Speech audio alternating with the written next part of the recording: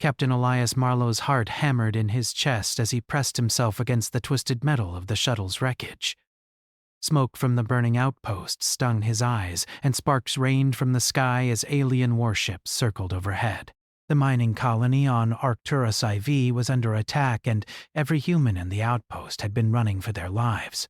He could hear the distant screams of miners and soldiers alike, and a wave of guilt hit him hard. He had been assigned to oversee the shuttle operations, not fight an alien invasion. Yet now survival depended on decisions he had no experience making. Elias peeked around the corner of the shuttle, scanning the battlefield. The aliens moved with frightening precision. Their limbs were elongated, their skin shimmering with a metallic hue, and their eyes glowed like lanterns. Each movement was synchronized, almost mechanical, yet full of deadly intent. Explosions shook the ground nearby as his fellow humans tried to retreat. Many fell instantly, their screams swallowed by the chaos. Elias swallowed hard, wishing he could disappear into the scorched earth. He spotted a small group of miners trying to carry injured comrades toward the escape pods. The outpost's alarms were still blaring, creating a deafening roar in his ears. He felt a hand on his shoulder and turned quickly, drawing his sidearm instinctively, only to see Lieutenant Kara Voss, her face smeared with dirt and sweat. "We need to move, Elias," she shouted over the noise. "The last shuttle leaves in 5 minutes, and we won't make it if we wait." He nodded. But before he could take a step, a pulse of energy hit the ground near him. He was thrown back violently, rolling across the debris. His ears rang and his vision blurred. When he finally lifted his head, he saw something that made his blood run cold. A figure was descending from the sky, illuminated by the chaos around it. The alien commander's armor glowed with strange patterns, but it was not the commander who caught his attention. It was her, the alien queen. She was taller than any being Elias had ever seen, her form elegant yet terrifying. Her armor seemed alive, rippling with faint lights that shifted like liquid. Bioluminescent patterns traced across her skin, glowing softly despite the explosions around her. As she stepped forward, the battlefield seemed to pause. Aliens froze mid-attack, their movements jerky as if some invisible force had held them in place. Humans, too, stopped in disbelief. Elias could not tear his eyes away from her. Then she raised one hand toward him. The gesture was simple, almost casual. Yet it carried the weight of command that no one in the galaxy could ignore. "I claimed that human," her voice echoed inside his mind rather than in the air. The words were clear, commanding, undeniable. No one will harm him. Around him, the alien forces hesitated, where moments before there had been chaos and death. Now, there was stillness. Elias blinked rapidly, unsure if he was hallucinating. Miners and soldiers looked at him with awe and confusion, some whispering prayers or curses, none of them daring to move closer to him. The Queen's presence seemed to warp reality itself, bending the wills of the creatures who had just moments ago been slaughtering humans without mercy. Lieutenant Voss stared at him, her mouth open. Did she just claim you?" she asked, her voice barely above a whisper. Elias nodded, still trying to process the impossible. He wanted to speak, to shout, to demand answers, but the Queen's gaze held him in place. It was neither hostile nor friendly, merely watchful, like a predator assessing prey, but deciding it was too interesting to harm. Then, without a word, the Queen turned, her attention sweeping across the battlefield. Aliens immediately stopped their attacks on human positions, raising their weapons in obedience but not in aggression. Explosions continued around the outskirts, but Elias noticed that human lives were suddenly spared. She had not moved to kill them, she had only moved to claim him. And in doing so, she had changed the tide of the battle. Elias struggled to stand, his body still trembling from the blast. Lieutenant Voss grabbed his arm and pulled him toward the remaining functional shuttle. Humans around them were either too stunned or too terrified to act. They moved as if guided by an invisible shield that emanated from the Queen herself. Every alien that had threatened them a moment before now gave space, stepping aside, their movements cautious, respectful, or perhaps fearful. Inside the shuttle, Elias collapsed into a seat, his hands shaking. He could still feel the echo of her command reverberating inside him. He glanced at the others in the shuttle, soldiers, miners, and engineers, all staring at him with a mix of fear, admiration, and disbelief. None of them dared speak, as if acknowledging what had just happened might break the spell. The shuttle rose into the sky, weaving past debris and damaged warships. Through the viewport, Elias could see the Queen standing on the scorched ground of the colony, her hand lowered now, but her presence still commanding. She did not follow. She did not chase. She had merely claimed him, and that act alone had altered the fate of everyone present. As the shuttle broke through the atmosphere, Elias finally found his voice. What is she?" he asked Lieutenant Voss, though he feared there was no answer that could make sense of what he had witnessed. I don't even know," she admitted, her eyes wide. "But whatever she is, she just saved us." "And she chose you, Elias. I don't even know what that means." Elias pressed his forehead against the cool glass of the shuttle's viewport. He thought about the miners who had died, the soldiers who had fallen, and the humans he had failed to protect. And yet, for the first time in hours, maybe days, he felt the spark of hope. Humanity had survived. One human, him, had survived in the presence of a being whose power was beyond comprehension. The shuttle's navigation systems beeped urgently, pulling him back to reality. Arcturus IV was still under attack in other sectors. More colonies, more humans, more lives could be at risk. Yet now, with the Queen's claim, the rules had changed. Elias was no longer just a human trying to survive. He was under the protection of one of the most powerful beings in the galaxy. And that protection carried weight, influence, and danger all at once. He thought about what this could mean. If the Queen's word was binding to her people, and if she truly had the authority to halt attacks on humans, then the galaxy had just shifted. Humans, always underestimated, always weak in the eyes of other civilizations, now had leverage. The thought made Elias both proud and terrified. The Queen had claimed him, but he was not yet ready to understand the consequences. As the shuttle cleared the planet's orbit, Elias finally allowed himself to look around at the crew. Their eyes were still wide with shock, but there was a flicker of something else. Belief, perhaps hope. The realization dawned on him slowly, but it settled deep in his chest. Humanity, small and fragile though it was, had a champion now. And even if that champion chose one human, that one human carried the potential to represent all of them. Elias knew the coming days would test him like nothing else had. He would be studied, questioned, perhaps even feared by the alien fleet. He would have to learn their language, their culture, their intentions, and yet the Queen's protection offered him a shield that no weapon could pierce. For the first time, Elias felt the stirrings of courage he had long buried beneath duty and fear. He would not just survive. He would observe, learn, and perhaps find a way to ensure that humanity could stand among the stars, not as prey, but as a force to be reckoned with. The shuttle hummed steadily as it sped away from the burning planet. Outside, the war raged, but Elias's mind was already moving ahead.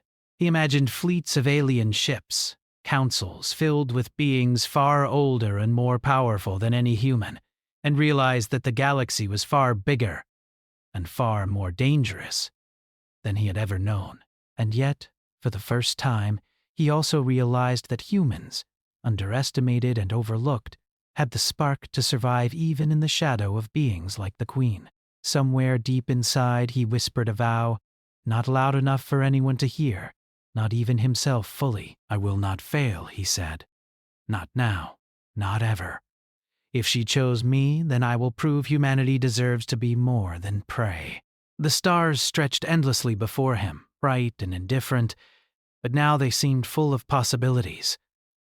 Elias Marlowe had survived Arcturus IV, and humanity, through him, had a chance to show the galaxy what it was truly capable of. The shuttle's cabin hummed with quiet tension as it drifted through the void toward the alien queen's flagship. Elias Marlowe sat rigid in his seat, staring out the viewport at the stars stretching endlessly before him. He could not stop thinking about the queen, the way she had raised her hand and claimed him. The thought made his stomach tighten. He was still just a human, fragile and small compared to the beings he had glimpsed, yet somehow she had chosen him. That choice meant something, though Elias did not yet know what. Lieutenant Kara Voss sat across from him, keeping her eyes on him rather than the view outside. "You look like you've seen a ghost," she said softly. "Or maybe a god." Elias managed a weak, humorless smile. "I saw both," he said. The others in the shuttle whispered among themselves, cautious not to draw attention. Engineers, soldiers, and miners, all survivors of the Arcturus IV attack, had been brought together by circumstance. But the Queen's claim had made Elias the center of their attention. No one dared question what would happen if they spoke out of turn. His mind raced as he thought about what awaited him aboard the flagship. When the shuttle finally docked with the massive alien vessel, the crew felt the difference immediately. Gravity shifted subtly, and the air smelled faintly metallic but clean. The interior was vast and otherworldly, a seamless combination of technology and organic shapes that seemed to pulse as if alive. The walls shifted colors subtly, and the floor beneath them felt firm yet responsive, almost as if it was aware of their steps. Elias felt a shiver run down his spine. They were greeted by a tall officer whose skin shimmered like liquid silver. His eyes were sharp, intelligent, and unreadable. He bowed slightly to the shuttle crew. "Welcome aboard," he said in a melodic tone that resonated in Elias's mind. "The Queen awaits the human she claimed." Elias swallowed hard, standing unsteadily. He had been trained to remain calm under pressure, but the weight of what had happened, and what was about to happen, pressed down on him like a mountain. The officer gestured for him to follow.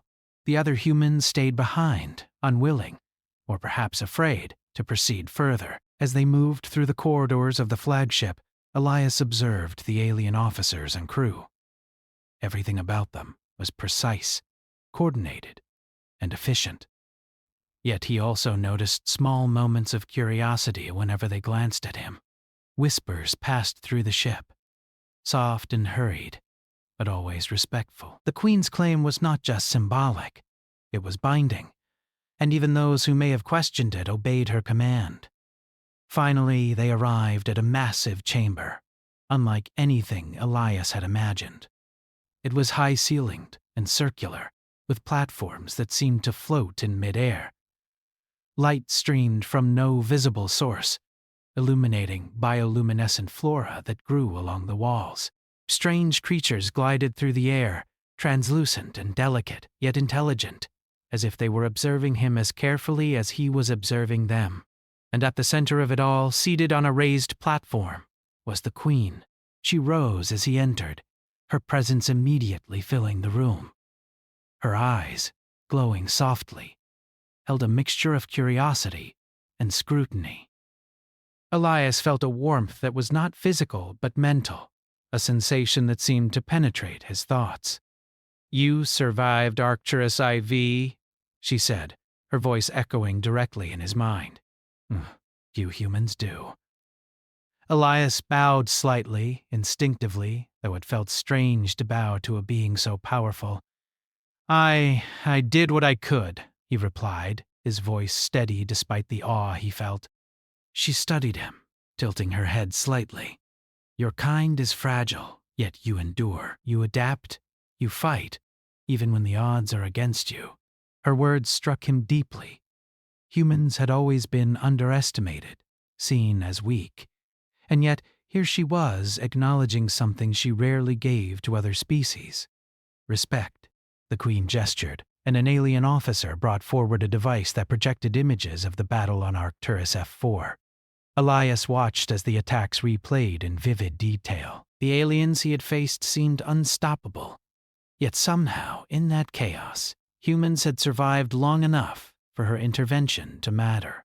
He realized that the Queen's claim had not only saved him, but had ensured that the remaining humans had a chance to live. "You have potential," the Queen continued. Not as a soldier, not as a leader in the traditional sense, but as a catalyst. Your choices, your ingenuity. They can shape more than just your kind. Elias's mind raced. He had always believed in human ingenuity, in the ability to think, adapt, and survive against odds. But hearing it acknowledged by one of the most powerful beings in the galaxy was overwhelming. "You will learn," she said, rising fully now, her form towering and radiant. "You will understand our ways, our technology, our strategies. You will observe, and you will teach. But most importantly, you will endure. Your survival is a statement, human. A statement to those who doubt you." Elias nodded, feeling a sense of responsibility heavier than anything he had ever known. To survive was no longer enough. He had been claimed, and with that claim came expectations, and perhaps even a role he was not yet ready to comprehend. Over the following days, he was shown the workings of the flagship. He saw laboratories where alien technology bent the laws of physics, weapons that seemed more like living organisms than machines, and archives that held knowledge spanning millennia. Everywhere he went, he was observed, not just by the Queen, but by her officers and the crew. Every glance carried assessment, every interaction carried judgment. Yet despite the alien sophistication, Elias began to notice their limitations. They were brilliant, but their methods were predictable. They relied on hierarchy and protocol, and they struggled when faced with unpredictability or improvisation. He realized with a thrill he could not hide that humanity's greatest strength, creativity, adaptability, and instinct, could be a powerful complement to their strength. One evening, as the Queen walked with him through a garden that floated in zero gravity, Elias spoke for the first time about his fears. "Why me? Why choose a single human among so many?" She paused, her glowing eyes fixed on him. "You survived where others failed. You observe, you analyze, you act when necessary. You are not the strongest, but you are the kind of being that carries weight beyond physical power. I claimed you because you are interesting. Because humans are more than they appear, and I wish to see how far that potential can go." Elias struggled to find words. "Do you trust me?" he asked finally, his voice barely audible. The Queen smiled, a gesture both alien and strikingly human. "Trust is not the question." You are under my claim. That is law among my people. "Obedience will be given, and protection will be granted. What you do with that freedom is your choice. Show me your kind's worth." For the first time, Elias understood that his role was not passive. He was no longer just a survivor. He was a bridge, a proof, a living example of humanity's resilience. His thoughts raced with possibilities, strategies, and plans, but also with doubts. Could he live up to the weight of the Queen's expectations? Could one human really make a difference in a galaxy so vast and perilous? The answer became clearer when the Queen led him to the observation deck, overlooking the stars and the alien fleet in formation. Ships of unimaginable size and complexity moved in harmony, ready for action, but now they moved with a new uncertainty. His presence aboard the flagship had shifted the balance. His survival was a ripple through the chain of command, a subtle but undeniable influence on thousands of lives and decisions. Elias felt both fear and exhilaration. He understood that the galaxy was more dangerous than humanity had ever imagined, but now he had a chance to prove that humans, underestimated and overlooked, could hold their own. The Queen's claim was both a shield and a test, and he would need to rise to meet it. In the following days, he began learning their language, studying their tactics, and observing their technology. Every moment aboard the flagship was a lesson, a challenge, and a revelation. He watched officers consult him, sometimes hesitantly, sometimes with genuine curiosity. Humans could contribute in ways aliens could not anticipate, and Elias realized that every instinct, every improvisation, and every human flaw could become an advantage if used wisely. The crew, initially wary, began to treat him with a mix of respect and cautious fascination. Soldiers who had once dismissed humans as weak now approached him with questions. Engineers sought his insight on methods of improvisation. Elias began to see that the Queen's claim had done more than protect him. It had opened a door for humanity, however small, to influence forces far beyond their solar system. At night, alone in a chamber designed for rest, Elias reflected on how much had changed in just a few days. He had gone from being a human survivor on a burning planet to a representative of humanity aboard one of the most powerful vessels in the galaxy. He was aware of the responsibility, the dangers, and the expectations. But for the first time, he also felt hope.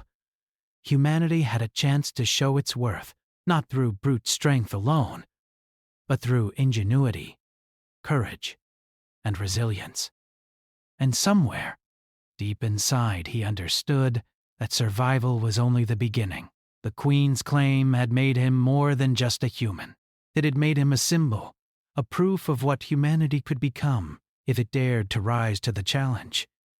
The stars outside seemed brighter now, filled not just with danger, but with opportunity. And Elias Marlowe, once just a captain among many, was ready to step into a role that could change the course of human history. The alien officers had never seen anything like Elias Marlowe. His presence aboard the flagship was an anomaly, one that challenged centuries of hierarchy, custom, and authority. Whispers moved through the corridors like currents in the air. Some officers studied him with fascination, others with unease, and a few with barely hidden hostility. The Queen's claim protected him, yes, but not all accepted her decision willingly. Vrykos, the fleet's most feared general, regarded Elias with thinly veiled contempt. His armor glinted with a cold, metallic sheen, and his eyes seemed to pierce Elias's very thoughts. He had fought in countless battles, commanding fleets that could annihilate planets. Yet here was a fragile human who commanded attention simply by existing. Vrykos could not understand it. In his mind, power was measured in strength, size, and firepower, not survival or cunning. And yet, the Queen's word bound him to obey. "You do not belong here," Vrykos said one morning, stepping into the chamber where Elias trained under alien supervision. His voice was low, resonant, and dangerous. "Your kind is weak. You are fragile. And yet she claims you as if your life matters more than ours. Do you understand the danger you bring to her rule?" Elias did not flinch. He had grown accustomed to the alien ways, but he knew this confrontation would require more than patience. It would require resolve. "I belong anywhere I survive," he said calmly. "If survival is what matters, then I am already proving my worth. I am not here to challenge her. I am here to learn, observe, and, when possible, help." Vrykos laughed, a harsh sound that echoed off the walls. "Help? You speak as if you carry power in your hands, yet your species can barely defend itself against a single warship. How do you think you can aid an entire fleet?" Elias held Vrykos's gaze steadily. He had watched the aliens for days, learning their tactics, their hierarchies, and their weaknesses. "Your strength is in structure and order," he said. "That is your advantage, but also your limitation. You follow rules, patterns, and protocol. You react to what is expected. Humans, we adapt. We improvise. We survive when the rules fail. That is how I can aid the Queen's fleet, not by strength alone, but by thinking differently." Vrykos's expression shifted, flickers of frustration and grudging respect crossing his face. He had encountered cunning generals before, but none had come in such a small, unarmed package. Elias was the living embodiment of unpredictability, and that alone made him dangerous. Yet the Queen had claimed him, and any act against him was an act against her. The tension in the chamber thickened until the Queen herself entered. Her presence was immediate and overwhelming, as if the air had grown denser, charged with her authority. "Enough," she said, her voice echoing in the minds of all present. Elias is under my claim. Your disputes do not grant you permission to test my word." Vrykos bowed reluctantly, though his eyes never left Elias. "He is unproven," he said, "and yet your word binds me." "That is the point," the Queen replied. "Humans are untested, fragile, yet resilient. They are unpredictable in ways my fleet is not. That unpredictability is not weakness. It is potential. Watch him, learn, and you will understand. His survival is a statement, not just a whim." Elias exhaled quietly, feeling both relief and renewed pressure.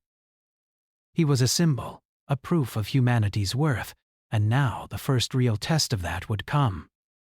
A rogue faction within the alien fleet had launched covert attacks on outlying human colonies. Entire settlements were under threat, and the Queen's officers debated the proper response. She had allowed Elias to observe and contribute, and now she would test whether human ingenuity could influence the outcome. The Queen led Elias to the command bridge, a vast room filled with holographic displays, floating panels and officers in constant motion. "These are your eyes and your tools," she said. "Watch carefully. Understand the situation. Then, when appropriate, offer a solution. I am curious how your kind perceives challenges." Elias's mind raced as he took in the battle reports. Ships streaked across the void, moving with precision, but always according to predictable patterns. The rogue faction had established ambushes near resource-rich planets, striking quickly and retreating. Aliens often relied on brute force and overwhelming numbers, but these attacks were not meant to conquer. They were meant to destabilize. "This is a problem of anticipation," Elias said quietly, almost to himself. "You cannot just follow protocol. You have to predict, improvise, and strike where they do not expect." The Queen's gaze flicked toward him. "Explain," she said, a hint of curiosity in her voice. Elias pointed at the holographic displays. "They are following patterns. Every time they strike, they expect the fleet to respond in the same way. But humans think in ways you do not expect. We use asymmetry, deception, and surprise. If you reposition smaller squads unpredictably, you can intercept their attacks before they succeed. You can make them waste resources, create confusion, and protect colonies without committing the entire fleet." Vrykos stiffened, his mind racing. The suggestion was unconventional, almost reckless by alien standards, but Elias's logic was sound. Humans had survived Arcturus IV not by sheer force, but by improvisation, adaptability, and thinking on the fly. Perhaps the human's insight could indeed turn the tide. The Queen nodded subtly. "Prepare a demonstration," she ordered. "Let him show you what humans can do." Elias was given access to tactical simulations, allowing him to direct small groups of ships in scenarios that mirrored the real attacks. He watched the patterns, identified weak points, and gave instructions. The results were immediate. The simulation showed fewer losses, faster response times, and strategic advantages that the alien officers had never anticipated. Vrykos observed silently, his skepticism slowly giving way to begrudging respect. "Your methods are effective," he admitted, though his tone was gruff. "But they rely on unpredictability. That is not sustainable for long campaigns." Elias smiled faintly. "Humans thrive on uncertainty. We adapt. That is our strength. Sometimes rules and structure are limitations, not advantages." The Queen's eyes glowed faintly. "You see, Vrykos, strength is not only measured in size, firepower, or numbers. The human's mind is a weapon in itself. Watch and learn." For days, Elias worked alongside the Queen's officers, observing real-time engagements with the rogue faction. He suggested ambushes, diversions, and rapid redeployments. Human intuition combined with alien firepower became a formidable force. Colonies were defended, attacks were thwarted, and the rogue faction began to falter. The officers who had doubted him saw the results, and slowly, respect grew. But not all were convinced. Some continued to whisper, plotting ways to undermine him once the Queen's attention shifted. Elias sensed the tension. He was a fragile human surrounded by beings who could destroy him instantly, and he knew that survival alone would not be enough. He would need cunning, observation, and foresight to navigate this new world. Late one cycle, as he reviewed battle reports in his quarters, the Queen appeared silently. "You have done well," she said. "Not perfect, but impressive. You have shown that your kind's survival instinct can become a tool for change." Elias looked at her, grateful yet cautious. "I am learning," he said. "I still do not understand everything. I do not know if humans can truly make a difference in the galaxy." Her eyes glimmered with faint amusement. "That is precisely why I claimed you. To test the untested, to observe what others overlook. You will learn, and so will they. Your presence alone changes the dynamics of power." Elias felt a mixture of pride and pressure.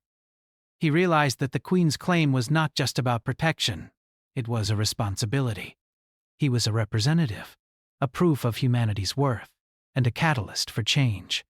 Every decision he made, every observation he contributed, could shift the outcome of battles and perhaps the fate of countless humans. The days turned into cycles, and the Queen's officers began to rely on Elias more than they wanted to admit. His insights, though unconventional, often saved lives and prevented disasters. Human ingenuity, long underestimated, proved valuable in ways that raw strength and advanced technology alone could not match. Yet, Elias remained humble. He knew that the galaxy was vast, that danger was always present, and that the rogue faction would not be easily defeated. Each victory was temporary, each insight a small step toward survival. But the fact remained. Humanity had a presence in the galaxy that could not be ignored, and Elias Marlowe was the living proof. And somewhere in the silent expanse of space, among stars that shone cold and distant, a fragile human learned that even in the shadow of beings far stronger, far older, and far more powerful, one mind, curious, adaptive, and relentless, could change the course of events. The Queen's claim had made him protected, but it had also made him a symbol. The galaxy had begun to notice. The rogue faction had grown bolder. They had struck again, this time targeting a resource-rich colony on the outskirts of the system. The Queen summoned Elias to the command bridge as reports streamed in. The holographic displays flickered with images of ships darting between planets, energy beams slicing through the void, and colonies scrambling to defend themselves. Every strike was precise, calculated, and designed to destabilize humanity's foothold in the sector. Elias felt a surge of determination. This was no longer a simulation. Lives were at stake. The humans he had seen struggle and fight on Arcturus IV were depending on him, even if they did not know it. And now he had the Queen's fleet at his disposal. The challenge was immense, but the opportunity to prove humanity's worth even greater. "The rogue faction anticipates standard responses," Elias said, studying the displays. "They rely on predictable patterns. We cannot just mobilize the fleet in formation. We need to be unpredictable, agile, and adaptive. Small teams, rapid redeployments, and decoys will force them into mistakes." Vrykos, still skeptical but now slightly cautious, spoke. "And you believe that your methods, human improvisation, can save a colony from a direct assault?" Elias nodded firmly. "It's not just belief. It's what humans do. We improvise. We adapt, and when used strategically, we can exploit their expectations. They do not anticipate chaos, and chaos can be a weapon." The Queen observed quietly, her eyes glowing softly. "Then show them, human. Let your kind prove what it is capable of." Elias took a deep breath and began issuing orders. Using a combination of alien technology and human strategy, he deployed small squads of ships to intercept the rogue forces at unexpected points. He created diversions that drew the enemy into traps, then redirected reinforcements to outmaneuver them. The Queen's officers followed his instructions, sometimes reluctantly, sometimes with intense focus, but always with obedience. The battle unfolded like a complex game of strategy. Energy beams streaked across space, ships dodged and twisted, and the rogue faction found itself responding to unpredictable moves. Human ingenuity, small, subtle, and unexpected, shifted the balance. Colonies that had been on the brink of destruction were now reinforced, just in time. Supplies were diverted, shields strengthened, and civilian casualties minimized. Elias watched from the bridge, giving commands, analyzing enemy patterns, and adjusting strategies in real time. Every success, every small victory, bolstered his confidence. Yet he remained aware of the dangers. A single mistake could mean annihilation, not just for him, but for the humans he had been assigned to protect. Vrykos approached quietly, his tone measured. "You have changed the outcome of this engagement, human. Your strategy. It works. But do not become overconfident. The rogue faction will adapt if we give them time." Elias nodded. "Then we do not give them time. We strike quickly, unpredictably, and decisively. Humans survive not because we follow rules, but because we break them when necessary." The Queen's presence on the bridge was a silent reassurance. She did not interfere directly, but her gaze seemed to strengthen Elias's resolve. Her claim over him was not only a shield, it was an acknowledgement of potential, of capability, of worth. And now, that potential was being tested in the fires of battle. As the engagement intensified, Elias noticed patterns in the rogue faction's movements that even the alien officers had missed.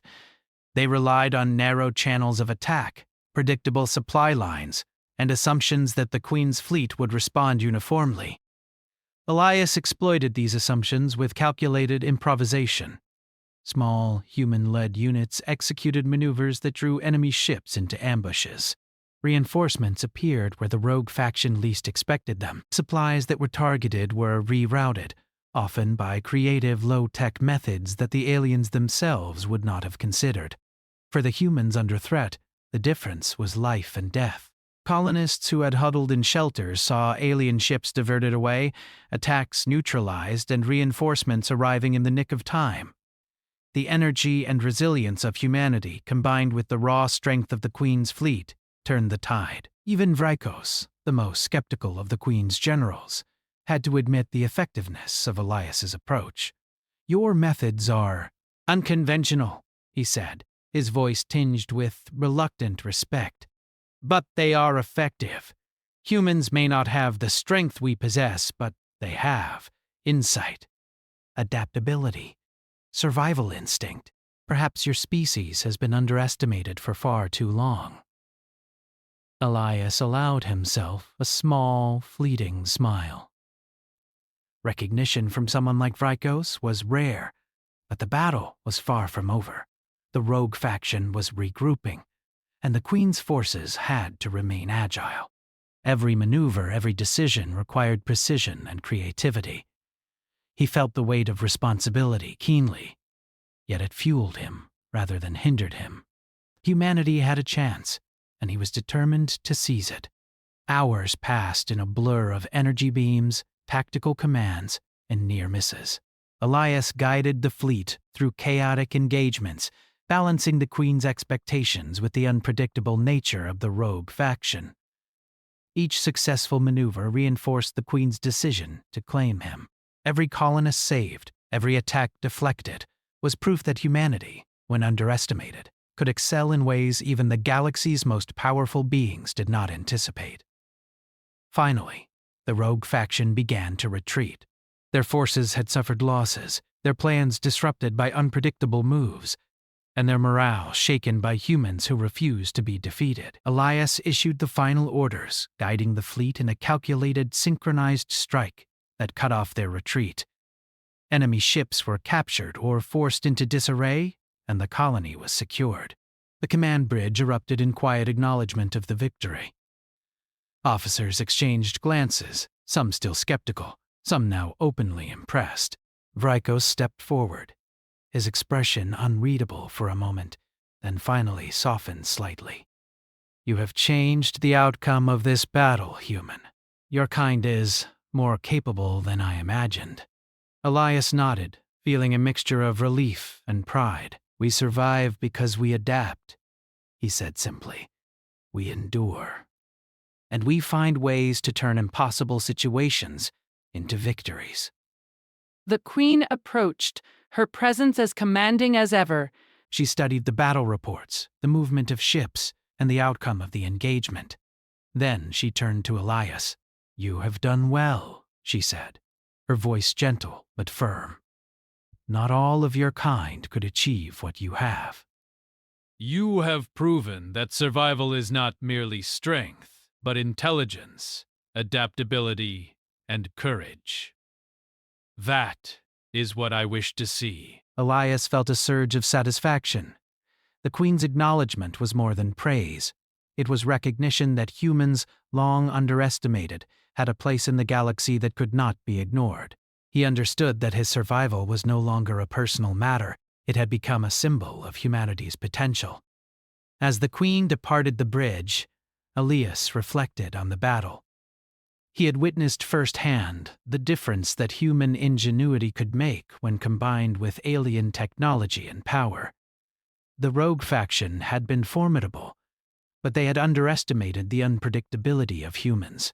That unpredictability, that spark of creativity and adaptability, had become a weapon in itself.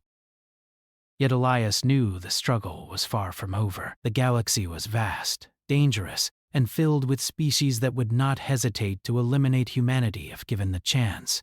Each engagement was a test, each challenge an opportunity. But now he had proof. Proof that humans could survive, adapt, and even thrive when guided by their strengths rather than limited by perceived weakness. The Queen's claim over him remained a shield, a protection, and a challenge. It was not simply a statement of safety. It was a call to action, a test of potential, and a recognition of value.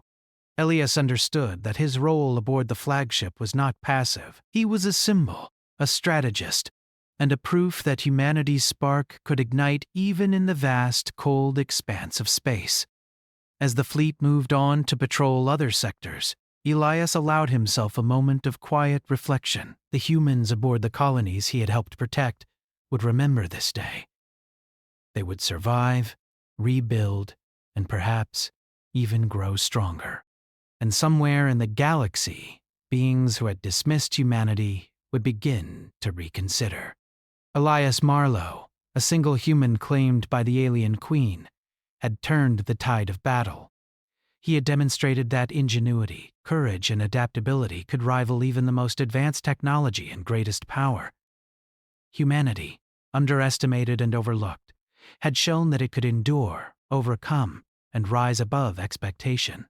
And Elias knew that this was only the beginning. The galaxy was vast, full of challenges, but also full of possibilities. Humans were small, fragile, and underestimated. But that very underestimation could become their greatest advantage. The Queen's claim had given him protection, opportunity, and responsibility. It had also given humanity a chance to step into the larger universe, to show that when underestimated they could achieve what no one expected. Elias Marlowe stared out into the endless stars, feeling a mix of awe, responsibility, and determination. He understood now that survival was only the first step. To thrive, to influence, to protect, these were the true tests. And he would meet them all, not as a single human, but as a representative of a species whose potential was only beginning to be recognized. Elias Marlowe stood on the observation deck of the alien queen's flagship, staring at the endless stars stretching before him. The rogue faction had been defeated, their attacks thwarted, and the colonies they had threatened now had breathing space to recover. Ships drifted calmly in formation, the fleet a silent testament to the power and order of the Queen's command. Yet Elias's thoughts were not on the alien strength, but on humanity itself. He had seen firsthand what humans were capable of. Small, fragile, often underestimated, but clever, adaptable, and resilient in ways no alien could anticipate. That resilience had saved lives, had turned the tide of battle, and had won the grudging respect of officers who had once dismissed him. He thought of the miners on Arcturus IV, of soldiers and engineers who had survived because he had guided the fleet in ways aliens could not. For the first time, Elias realized that humanity's survival was not just about numbers or firepower. It was about spirit. The Queen appeared beside him, silent until Elias spoke. "They've survived," he said quietly, gesturing toward the holographic displays showing the colonies slowly repairing damage. "Because of humans.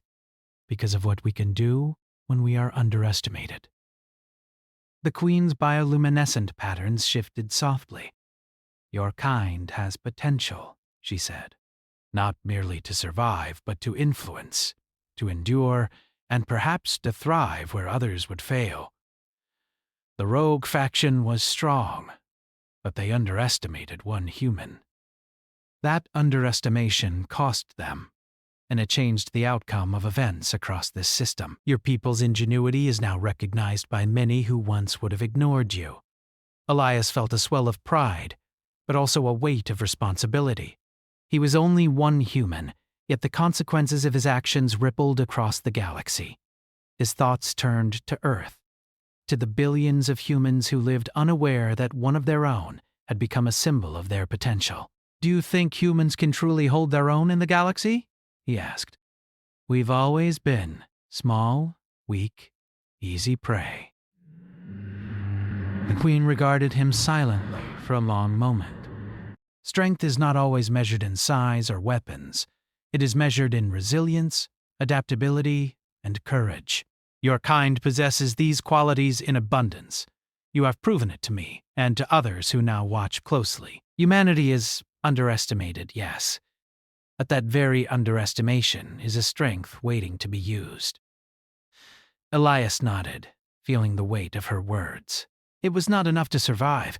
Humans had to rise, to prove that they could contribute, influence, and endure on a galactic scale. His role was symbolic, yes, but it was also practical. Every strategy he devised, every insight he provided, had saved lives and strengthened his species' reputation. He understood now that humanity's future could be reshaped by courage, ingenuity, and determination.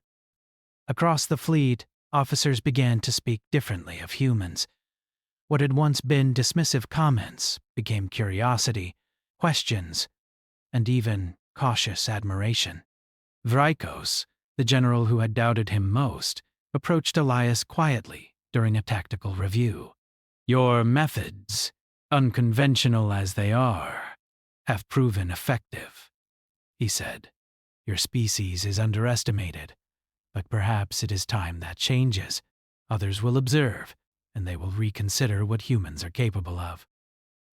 Elias looked at him, sensing respect in the alien general's tone, even if Vrykos would never admit it outright.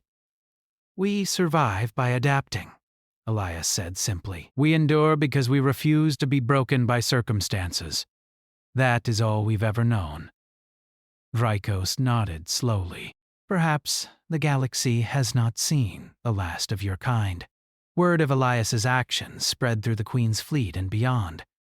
Colonies once considered insignificant became recognized as examples of humanity's cleverness, ingenuity, and resilience. Reports arrived from neighboring systems praising human-led strategies that had saved lives, disrupted enemy plans, and demonstrated adaptability beyond what most alien civilizations could comprehend. Elias realized that one human, claimed and protected, had become the spark that ignited a reevaluation of his entire species. Yet, there was no time for complacency. The galaxy was vast, and dangers waited in the shadows. New threats would emerge. Civilizations would test humanity's limits, and survival would remain a daily challenge. Elias accepted that. But now he also knew that humans could rise to meet those challenges, not by brute force alone, but through intelligence, improvisation, and resilience. The Queen's claim over him remained a constant presence. It was a shield against immediate threats, yes, but also a statement to the galaxy. One human mattered, and if one human mattered, then humanity as a whole could not be ignored. Elias had become a symbol of potential, a proof that underestimation could be deadly to those who dared to dismiss humanity. In the weeks that followed, Elias traveled to several colonies, advising on defense strategies, improving infrastructure, and sharing insights he had learned from the Queen's fleet. Wherever he went, he observed humans adapt, improvise, and endure. Their courage inspired him, reaffirming the belief that humanity's potential was vast, waiting to be recognized. On one distant planet, he witnessed a group of settlers using simple tools and clever tactics to repel a small raid by rogue forces. Their ingenuity reminded him of the battles he had survived on Arcturus IV. He realized that the spark of human creativity was not limited to one person. It lived in every human willing to act, think, and survive against the odds. Returning to the flagship, Elias shared these stories with the Queen. "Your fleet can protect us," he said. "But humans themselves, they are strong in ways you cannot control. They adapt, they endure, and they fight in ways you do not expect. That is their greatest strength." The Queen regarded him, her gaze softening. "You have learned much," she said. "And yet, you have taught me more. Your people's potential is undeniable. They endure not because they are the strongest, but because they refuse to yield. That is a lesson many civilizations forget." Elias smiled faintly. "Then let them remember. Let the galaxy see what humans can do when underestimated."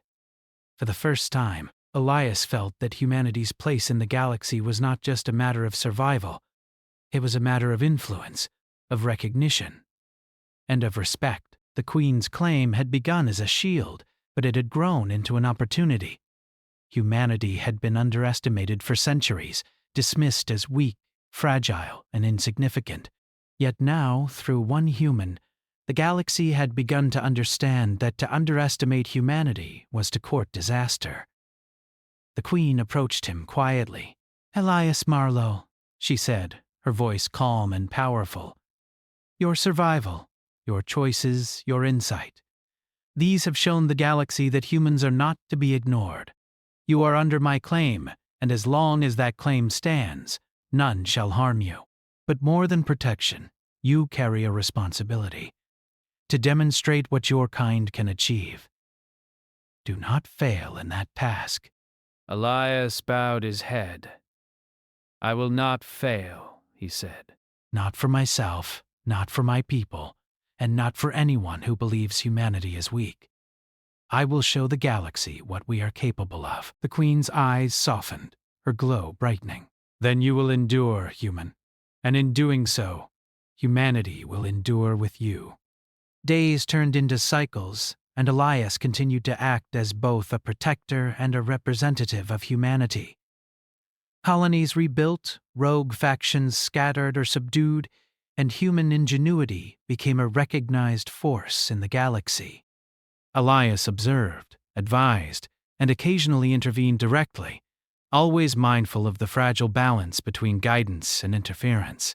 In moments of quiet reflection, he thought about Earth, his homeworld, and the billions of humans who lived unaware of the events unfolding across the stars. They had survived countless dangers through courage, adaptability, and resilience. Now, with alien recognition, humanity had the opportunity to extend its influence, to step boldly into a larger universe, and to show that strength came in many forms. Elias understood that the galaxy would continue to test humans, but he also knew that humans were not easily broken. They had endured famine, war, disease, and adversity on their own world for millennia, and now they faced cosmic challenges. Underestimation, once a disadvantage, could become an advantage. Their unpredictability, creativity, and persistence could be a weapon as formidable as the most advanced technology. As he watched the stars glimmer beyond the observation deck, Elias Marlowe felt a profound sense of purpose. He had survived Arcturus IV, been claimed by the alien queen, and turned that survival into a proof of humanity's worth. He knew that humans were small and fragile, but he also knew that their spirit, their ingenuity, and their endurance could shape events across the galaxy. For the first time, he allowed himself to envision the future. Colonies thriving under human guidance, humans recognized as equals by alien civilizations, and a galaxy that could not ignore the spark of life, determination, and intelligence that defined his species. Humanity had begun its journey among the stars, not as prey, not as a curiosity, but as a force to be reckoned with. And Elias Marlowe, once just a captain trying to survive, now carried the proof that humanity could endure, adapt, and rise above expectation. He had become a symbol, a bridge between worlds, and a living testament to the underestimated strength of his species. Somewhere in the silent expanse of space, among stars that burned cold and distant, one human had changed the perception of an entire species. And that human was him. Humanity, small and fragile yet brilliant, had stepped into the larger universe with courage, creativity, and determination. The Queen's claim remained, a shield, a challenge, and a statement. But Elias knew that humanity's true strength lay not in her protection, but in themselves, the ingenuity, the resilience, and the indomitable spirit that had allowed them to survive and thrive for millennia. He looked out at the stars once more, feeling the weight of responsibility, the thrill of possibility, and the quiet pride of knowing that humanity, underestimated for so long, was finally being seen. The galaxy had changed, and humanity, through one human, had shown that its spark could ignite even in the vastness of space. Elias Marlowe straightened, determination in his posture.